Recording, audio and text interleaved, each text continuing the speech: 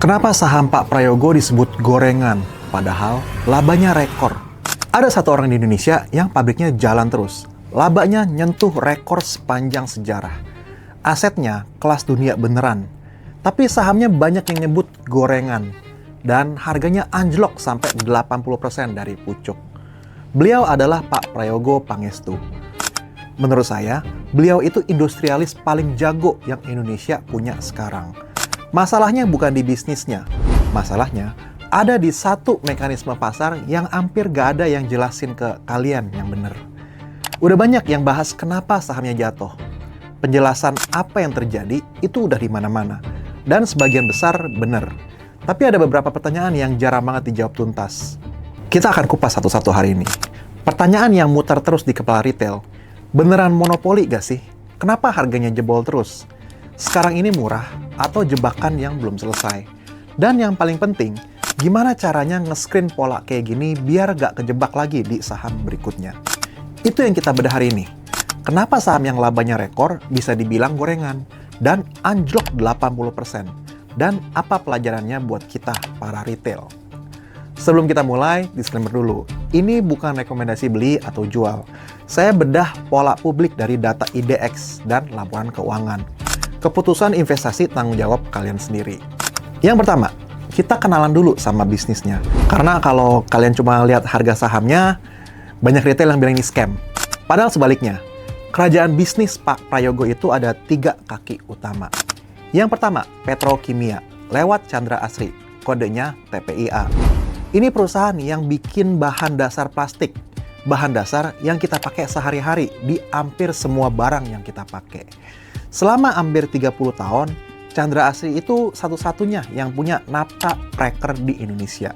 Dan cracker di sini bukan kerupuk ya. Ini pabrik raksasa yang tugasnya mecah atau bahasa Inggrisnya mengcrack minyak mentah jadi bahan dasar plastik. Dari kata crack itu memecah, makanya disebut cracker. Nah, mungkin kalian sering dengar Chandra Asri itu satu-satunya cracker di Indonesia. Dulunya benar, tapi sekarang itu udah enggak. Akhir 2025, Lotte Chemical buka cracker baru di Cilegon. Namanya Line. Investasinya hampir 4 miliar dolar.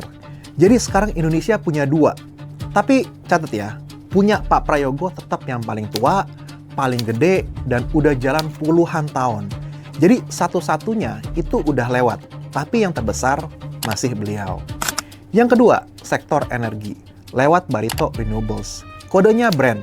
Khususnya di panas bumi, geothermal. Dan lewat akuisisi Star Energy, grup ini jadi salah satu pemain geothermal terbesar di dunia. Bukan cuma di Indonesia, 5 besar dunia. Kaki ketiga, batu bara dan energi. Lewat cuan sama beberapa kendaraan usaha lain. Ini yang nyetor arus kas. Jadi sebelum kita ngomongin harga saham yang jeblok, kita coba bedah bisnisnya dulu. Pabriknya jalan. Dan di kuartal pertama 2026, Chandra Asri malah cetak rekor. EBITDA-nya, ini ukuran laba kotor operasional sebelum bunga, pajak sama penyusutan. EBITDA-nya nembus 421 juta dolar. Rekor sepanjang sejarah perusahaan. Laba bersihnya 205 juta dolar. Sekitar 3,5 triliun rupiah. Jadi pertanyaannya begini, bisnis lagi di titik terbaik sepanjang sejarah, tapi sahamnya anjlok 80%. Kok bisa dua hal ini terjadi bareng? Untuk jawab itu, kita harus ngerti dulu kenapa sahamnya gila-gilaan naiknya. Sebelum jatuh, cuan IPO di Maret 2023 di harga Rp220. Naik 6.000% sampai ke 13 ribuan rupiah. Sampai akhirnya disuspend sama bursa di Desember 2023. Karena naiknya kelewatan kenceng. 6.000% lebih. Sekarang sih cuan udah stock split ya, 10 to 1. Ya jadinya artinya chartnya bakal kelihatan beda. Brand, IPO Oktober 2023 di Rp780. Kalau dihitung dari harga IPO Rp780 sampai harga tertinggi all time high, yaitu di Rp12.200 di Mei 2024, naiknya sekitar 1.464%. Jadi lebih dari 15 kali lipat dari harga IPO. Nggak setinggi cuan, tapi tetap luar biasa. Kenapa naiknya bisa segila itu? Sebagian besar karena ekspektasi masuk indeks global. MSCI, FTSE, indeks-indeks yang diikutin sama dana-dana pasif raksasa dari luar negeri. Kalau sebuah saham masuk indeks, itu ada miliaran dolar dana pasif yang wajib beli. Mau nggak mau, bukan karena mereka suka sama sahamnya, tapi memang karena aturannya begitu. Jadi yang terjadi adalah orang beli duluan, ngarap saham ini masuk indeks, beli rumornya, harganya naik, sampai ke titik di mana valuasinya udah nggak masuk akal kalau cuma diukur dari bisnisnya doang. Karena ada satu syarat teknis yang harus dipenuhi, namanya free float. Free float itu gampangnya berapa persen saham yang beneran beredar bebas di publik. Yang bisa diperjualbelikan rame-rame, bukan yang dipegang erat sama pemilik dan afiliasinya. Saya mau bedah pelan-pelan, karena ada dua hal yang sering ketukar. Yang pertama, konsentrasi. Di Brand, waktu IPO, 4 pemegang saham besar menguasai sekitar 97% saham. Jadi yang beredar bebas buat publik itu dikit banget. FTSE, salah satu penyedia indeks, punya aturan ketat soal konsentrasi ini. Mereka lihat 4 entity yang pegang 97%. Mereka bilang ini terlalu terkonsentrasi. Yang kedua, free float versi Bursa Indonesia. Ini beda perhitungannya. Menurut definisi bursa, free float Brand waktu itu sekitar 11,66% di September 2024. Bukan di bawah 5% kayak yang banyak orang kira. Bursa ngitung tiap pemegang di bawah 5% sebagai free float. Jadi angkanya lebih gede. Jadi jangan sampai ketukar nih. Konsentrasi 97% di 4 entity itu satu hal. Free float 11% itu hal yang lain. Dua-duanya benar, cuma diukur pakai penggaris yang beda. Jadi timelinenya begini. September 2024, FTSE ngumumin Brand dikeluarin dari indeksnya di tanggal 19 September. Begitu diumumin, dana pasif yang tadinya wajib pegang, sekarang wajib jual. Sahamnya langsung ARB. Terus kita fast forward ke 2026. Mei 2026, giliran MSCI. Tanggal 12 Mei, MSCI ngumumin ngeluarin 6 saham Indonesia. Dan 3 diantaranya punya Pak Prayogo. Brand, TPIA, sama Cuan sekaligus. Efektif setelah penutupan 29 Mei. Sekali lagi, dana pasif wajib jual. Bukan karena bisnisnya jelek, tapi karena aturan indeks. Dan ada satu lagi yang nambah tekanan. Bursa Indonesia naikin aturan minimum free float. Dari 7,5% jadi 15%, efektif 31 Maret 2026. Free float Brand sekarang sekitar 12,3%, masih di bawah 15%. Jadi pintu buat balik masuk indeks itu masih belum kebuka. Jadi kalian lihat ya, lantainya jebol bukan karena bisnis jelek. Lantainya jebol karena ekspektasi gelombang jual paksa dari dana pasif. Berikutnya kita bahas soal saham repo. Faktanya begini, saham TPIA itu emang ada yang direpoin ke bank. Jadi emang bukan rumor ya, dan ini dilaporin secara resmi ke bursa. Barito Pacific repo 2 miliar saham TPIA ke BNI di 2021. Terus 175 juta lagi ke BTN di 2024. Dan Pak Prayogo pribadi gadaikan 1,5 miliar saham TPIA ke HSBC di 2023. Ini semua tercatat di data publik. Di sini banyak orang yang langsung nyimpulin, berarti gadai ini yang bikin jual paksa, ini yang bikin harganya jebol. Tahan dulu. Reponya itu benar, tapi yang bilang repo yang menyebabkan jual paksa itu cuma dugaan orang aja, bukan kepastian. Dan yang penting, manajemen Barito udah secara terbuka bantah ini. Mereka bilang reponya itu buat fasilitas kredit perbankan biasa, bukan margin. Dan jual paksa cuma kejadian kalau ada cedera janji, kalau gagal bayar. Jadi posisinya adalah sahamnya digadaikan. Itu fakta yang dilaporin ke bursa. Apakah itu yang memicu jual paksa? Manajemennya membantah. Jadi for sale itu cuma dugaan aja, bukan tuduhan. Sekarang banyak berita yang framing Pak Prayogo rugi 2.000 triliun. Kalian sering dengar angka itu. Kekayaan Pak Prayogo nguap dari pucuk sekitar 2.791 triliun, market cap grupnya turun ke sekitar 867 triliun. Jadi kira-kira 2.000 triliun lenyap. Tapi itu cuma rugi di atas kertas ya, belum jadi duit beneran. Pak Prayogo nggak jual sahamnya. Jumlah lembar saham yang dia pegang hampir nggak berubah. Malah di 2025, beliau tercatat net buy saham Barito, bukan jualan. Dan sebelum euforia 2024, kekayaan beliau itu dilaporin di bawah 10 miliar dolar. Jadi artinya, sebagian besar yang nguap itu adalah lonjakan harga karena euforia yang emang nggak pernah jadi uang beneran. Naik karena cerita, turun karena cerita.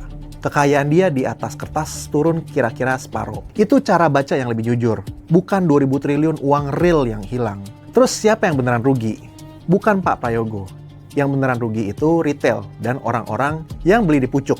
Waktu harganya udah di langit, ngarep masuk indeks. Terus ketinggalan pas ekspektasi itu berubah. Jadi retail yang beli di pucuk, sekarang nyangkut tinggal seperlimanya.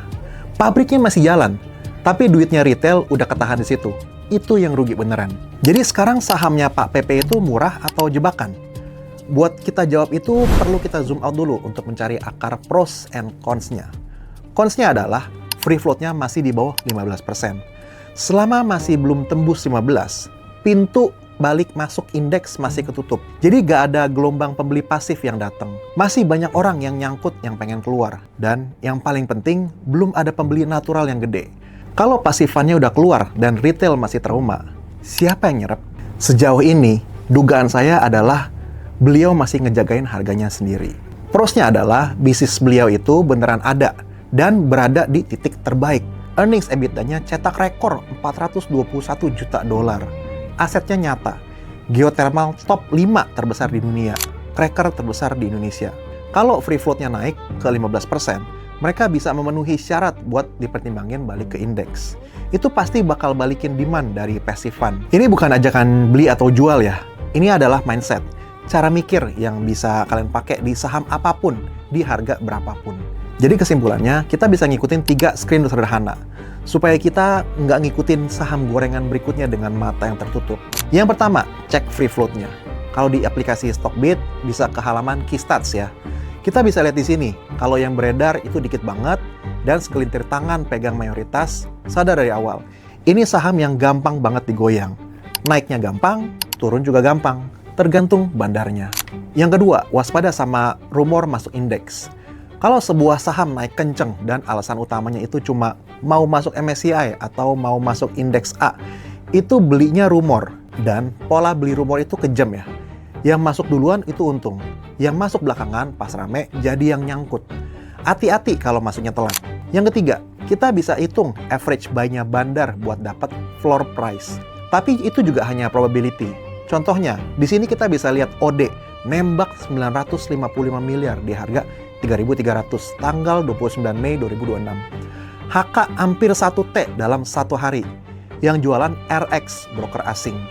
Jadi buat brand, kita bisa simpulin kemungkinan floor price-nya ada di 3.300. Kalau bukan bandar yang tahu something or someone yang terafiliasi, mereka nggak mungkin berani nembak sebesar itu.